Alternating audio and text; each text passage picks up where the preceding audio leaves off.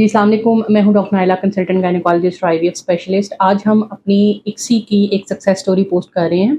ये पेशेंट मेरे पास बाहर होते थे यूके में, ये मेरे पास आए। इनका सेकंड मैरिज थी और इनका जो स्पर्म था वो ज़ीरो था। हमने इनका सारा वर्कअप कराया तो पता चला कि इनका टेस्टिकुलर फेलियर नहीं है, बल्कि इनकी ऑब्स्ट्रक्टिव एज़ोस्पर्मिया है कि स्पर्म पीछे बन रहे हैं लेकिन आगे सीमन में रिलीज़ नहीं हो रहे।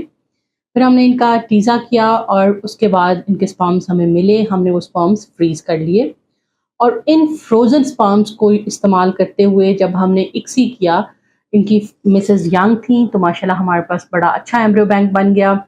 और जब हमने ये एम्ब्रियो ट्रांसफ़र किया तो अल्हम्दुलिल्लाह उनकी मिसेज़ फर्स्ट टाइम में ही प्रेग्नेंट हो गई।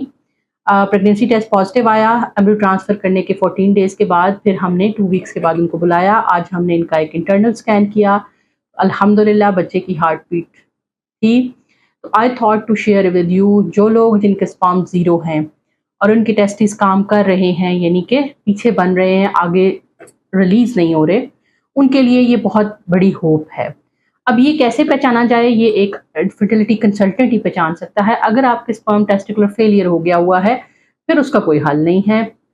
लेकिन अगर आपके स्पर्म्स बन रहे हैं, आपके हार्मोन्स नॉर्मल हैं, तो फिर हम टेस्टिकुलर बायोप्सी करके, टीज़ा करके वो स्पर्म्स निकाल के फ्रीज़ कर सकते हैं। लेकिन वो नेचुरल प्रेगनेंसी के लिए यूज़ नहीं हो सकते। फिर हम उनका इक्सी करते हैं, एम्ब्रियोज़ बनाते हैं और आपके बायोलॉजिकल बेबी को आपके अंदर ट्रांसफ़र करके आपको प्रेगनेंसी अचीव करवा सकते हैं। ये मेरी पेशेंट हैं जो कि आज मुझे चेकअप के लिए आई हैं। She want to share her experience.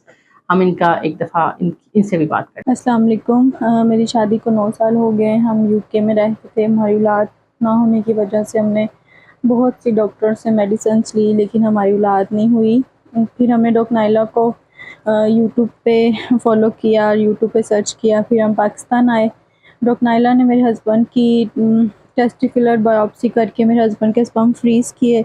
उसके बाद मेरा आईवीएफ का प्रोटोकॉल स्टार्ट हुआ। मेरे एम्ब्रियोज़ को फ्रीज़ किया गया। उसके बाद मेरा जो ट्रांसफ़र किया गया तो अल्हम्दुलिल्लाह मैंने फ़र्स्ट ट्रांसफ़र में ही कंसीव कर लिया। आई एम वेरी हैप्पी अल्हम्दुलिल्लाह।